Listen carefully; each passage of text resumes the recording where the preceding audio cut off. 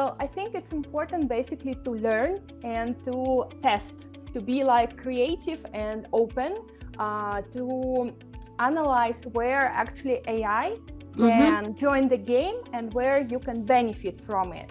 Because how important is domain knowledge versus the writing skill? Technical writing is mainly about clarity and structure. LLM currently helping, or let me say, challenging the technical writers. That AI right now doesn't have this magical opportunity to analyze all Confluence articles, PDF files, or maybe some Word files that are stored locally on somebody's computer. Now, how do you adapt your voice and the style or the structure depending upon who the audience is? I guess that is also like a challenge and maybe even some skill to adapt your writing to different audiences. Welcome to the Knowledge Base Ninjas podcast, where Gauri Ramkumar of Document 360 finds the best SaaS self-service knowledge bases in the world and then interviews their creators. Let's get started with today's episode. Good day, everyone. Welcome to Knowledge Base Ninjas podcast. Our guest today is Alina Desiatnikova. That's right. Technical writer at Bolt. How are you, Alina? Hi, Gauri. Hi, everyone. I'm doing great. And thank you very much for inviting me today. I'm very excited to have this chat.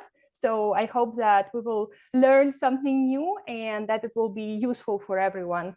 Absolutely. Pleasure's ours too. So just before we talk a lot more about your writing side of things, just fill us, how did you get into this career and who motivated you? Where did it all start? Well, that's a great question because basically it all started like around 11 years ago when I was working as a technical support engineer.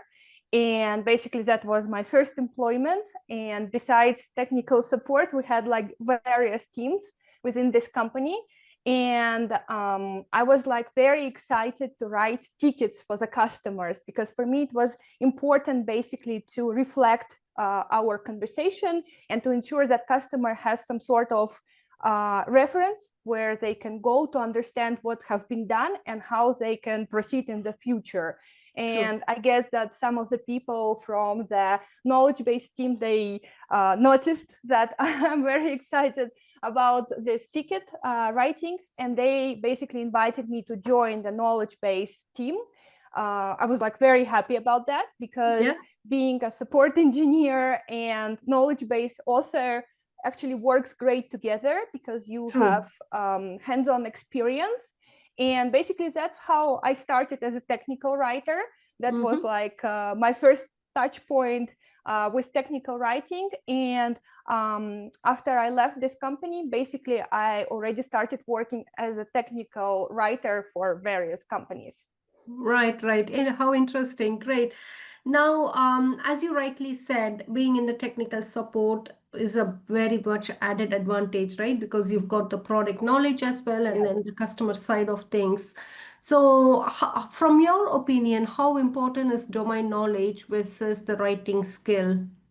Well, I think that's actually very important because in my opinion, technical writing is mainly about clarity and structure. Because our goal is to deliver the technical or product knowledge to the customers, to developers, or any other audience who's going to read the doc. So basically, I think that it's like very important to understand what you are working with, what you're writing about. And I know that a lot of technical writers were not working for technical support, which is like obviously okay. But all the time we have our colleagues from product teams, we have software engineers, we have other colleagues with product knowledge. So I think it's important basically to collaborate with them to understand what the product does, what is it about, which kind of use cases we have. So I think it's important to be aware of the product. Understand. Now, we can't be without talking AI, right? So from your perspective again, how are AI tools and large language models currently helping, or let me say, challenging the technical writers?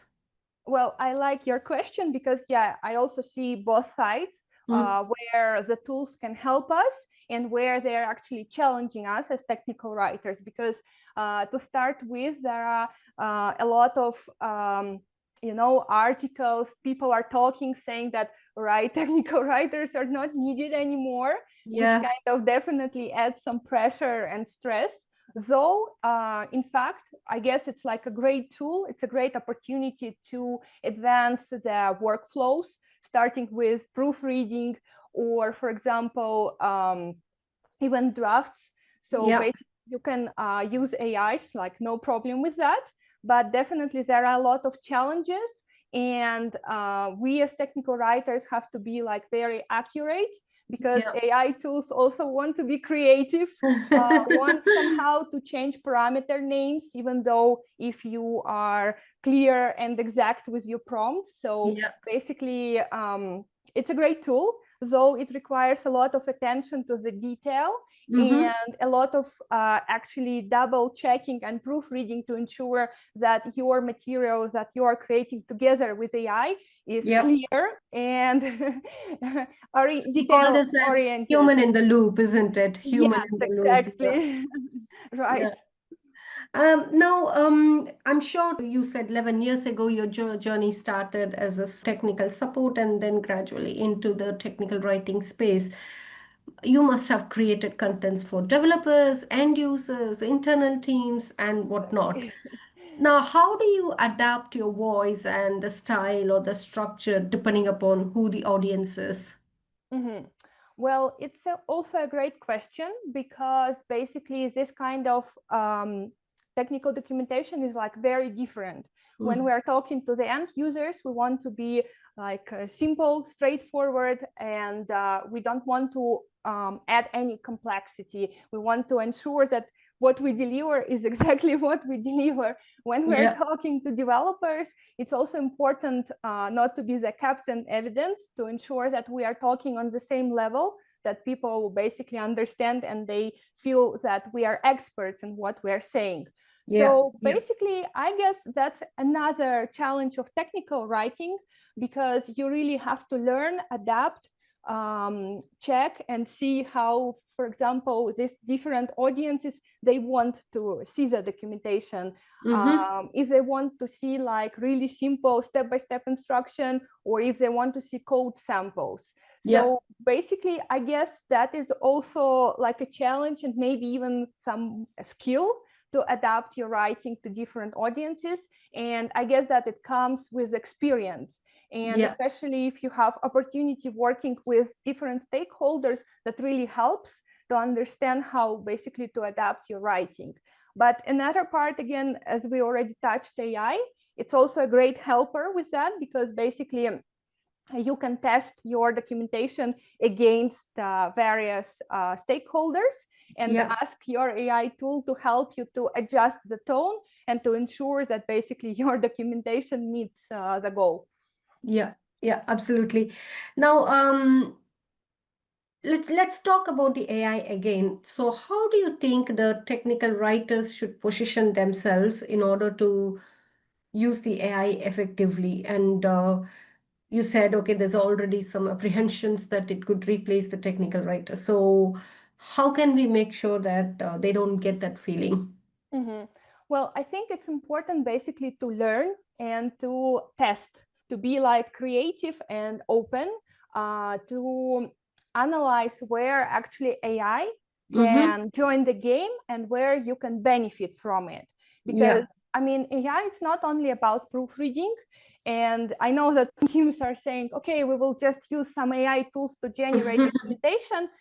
Okay, maybe sounds great, though AI might not have enough of product knowledge about the product that you are developing within the company, because technical writers still need to collaborate and to ensure that the knowledge is delivered correctly, the use cases are covered, and so on and so forth. That AI right now doesn't have this magical opportunity to analyze all Confluence articles, PDF files, or maybe some Word files that are stored locally on somebody's computer. So I guess it's important, to be creative, to see where you can benefit from it. Because, for example, in my case, I also use AI tools in order to help me to create some code I'm not a software engineer myself, but I also have a lot of technical tasks that are related to the help site support and maintenance. And basically, I need to look for some technical solutions because we are using an open source tool. So I need to ensure that basically our help site experience is improving, that everything is appearing in its place. And it's my goal basically to find technical solution how to make it happen. So why not to use AI for that? But I also want to notice that if I find some technical solution, I will test it. And of course, I will ask for feedback from my colleagues to ensure that this solution that I found and I want to propose to the team, it basically aligns with the way of things and it doesn't go like against the company policy, for example. Understand. Now let's move on to some rapid fire round questions, Alina. So, any resources or documentation related contents that really grabbed your attention that you can share with the audiences today? Well, basically, you are talking about some inspiration sources, right? Yeah, it could be books or blogs or anything, All right. any podcasts, anything. Okay. So, well, I all the time recommend everyone to check blog from Tom. I think the last name is Johnson, the senior technical writer from Google, because Tom has like an excellent blog where you can find like a lot of information, especially about API documentation. That's like a great resource.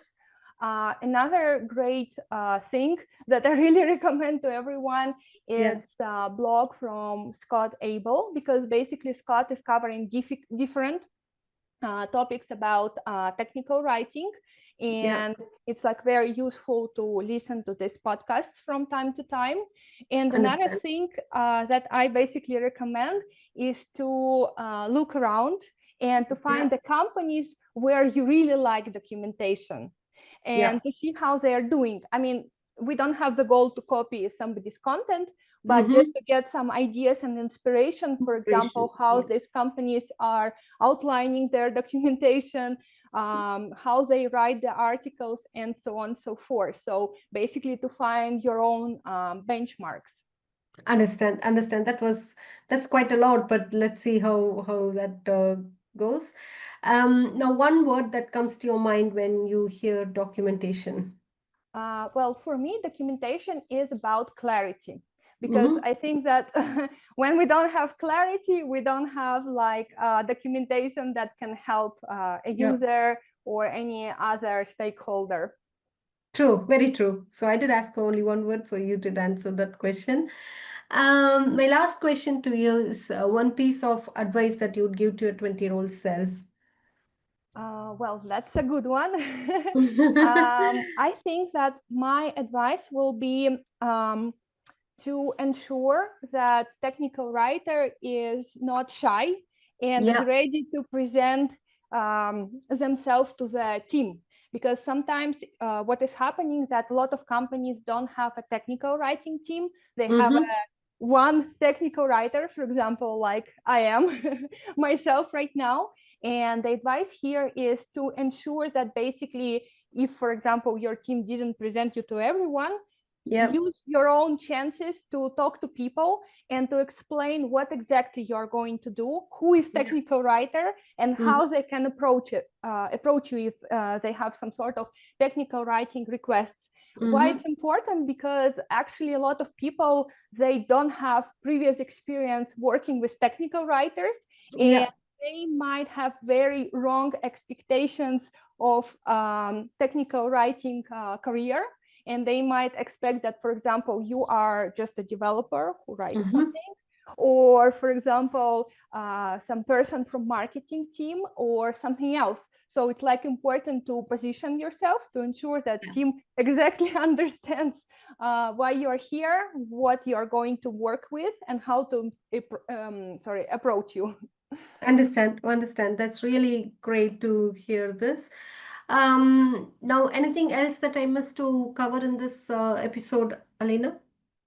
Not so sure. I think that we basically covered like a lot of topics. Yes. But I know that actually, even though again there is like a lot of buzz that technical writers are not necessary anymore, I just want to say that's not exactly true. We still have a lot of work to do. And probably when we are not needed anymore in the market, we will see that all companies have like excellent documentation, but that's not the case, as we know. So I just want to tell everyone that if you are a technical writer or you would like to join the field, don't feel bad about it, and be sure that basically you will be able to find work. Just think if you would like to create documentation for the end users, or you would like to work on some technical stuff, but be sure that your skills are necessary and that basically technical world still needs us. Okay, that's great. So it's been a great pleasure connecting with you, and I know the amount of years you have experience. It's very hard to condense in this 20 minutes, but you did help us understand exactly where you started, how the journey is going, and particularly on the AI part has been really, really a good conversation, Alina. So all the very best for your projects, and stay safe and take care. Thank you very much, Gauri. I appreciate again that you basically reached out and invited me. So yeah, let's stay in touch. Thank you. Thank you. Take care. Thanks for listening to today's episode of the Knowledge Base Ninjas podcast. Please head to iTunes, rate, and provide honest feedback on the podcast. See you next week.